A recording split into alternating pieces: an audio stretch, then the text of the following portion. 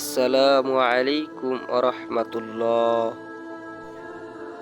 সুপ্রিয় দর্শক, আশা করছি সকলে আল্লাহর অশেষ রহমতে এবং দয়ায় ভালো আছেন।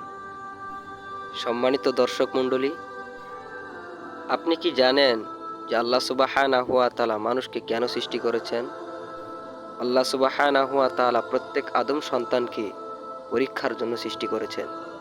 এই মর্মে আল্লাহ সুবহানাহু ওয়া তাআলা তার পবিত্র কোরআনে ইরশাদ করেন, সূরা মুলক ২ নং আয়াতে আল্লাহ সুবহানাহু ওয়া তাআলা বলেন, আল্লাযী খলাকাল মাউতা ওয়াল হায়াতা লিয়াবলুয়াকুম আইয়ুকুম আহসানু আমালা ওয়া হুয়াল আজিজুল গফুর। আল্লাহ সুবহানাহু ওয়া তাআলা প্রত্যেক মৃত্যু এবং জীবনকে সৃষ্টি করেছেন পরীক্ষা করার জন্য। পরীক্ষাটা হচ্ছে কে আমলগত দিক থেকে কে উত্তম, এবং আল্লাহ সুবহানাহু ওয়া তাআলা প্রক্রমশালী এবং ক্ষমাশীল। সুতরাং অত্র আয়াত থেকে এটাই প্রতীয়মান হয় যে আল্লাহ সুবহানাহু ওয়া তাআলা জীবন নামে একটা বস্তুকে সৃষ্টি করেছেন। সেই জীবনের আল্লাহ সুবহানাহু ওয়া তাআলা কিয়ামতের দিন পরীক্ষা নেবেন। সেই কঠোর পরীক্ষা থেকে বাঁচতে হলে আপনাকে দুনিয়ার বুকে যে ফিতনাগুলো রয়েছে, এই ফিতনা থেকে দূরে থাকতে হবে। তবেই সেই পরীক্ষা থেকে বাঁচতে পারবেন, নচেৎ কখনো সম্ভব নয়। তো সুপ্রিয় দর্শক মণ্ডলী, চলুন দুনিয়ার ফিতনাগুলো হাদিসের আলোকে জেনে নিই।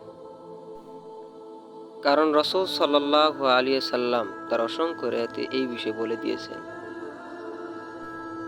পৃথিবীতে যত ফিতনা রয়েছে তার মধ্যে কয়েকটি ফিতনা, যেমন কোনো নারীরা বেপরদায় চলাচল করা এবং পরপুরুষের সামনে সুগন্ধি ব্যবহার করা,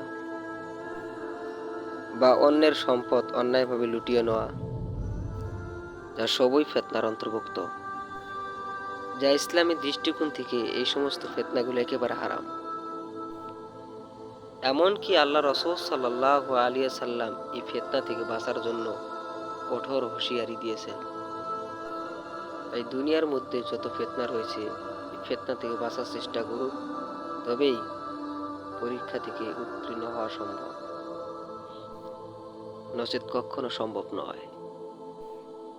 তাই আল্লাহ সুবহানাহু ওয়া তাআলা আমাদের সকলকে এই দুনিয়ার যত ফিতনা রয়েছে, এই ফিতনা থেকে বাঁচার তৌফিক দান করুক। আমিন।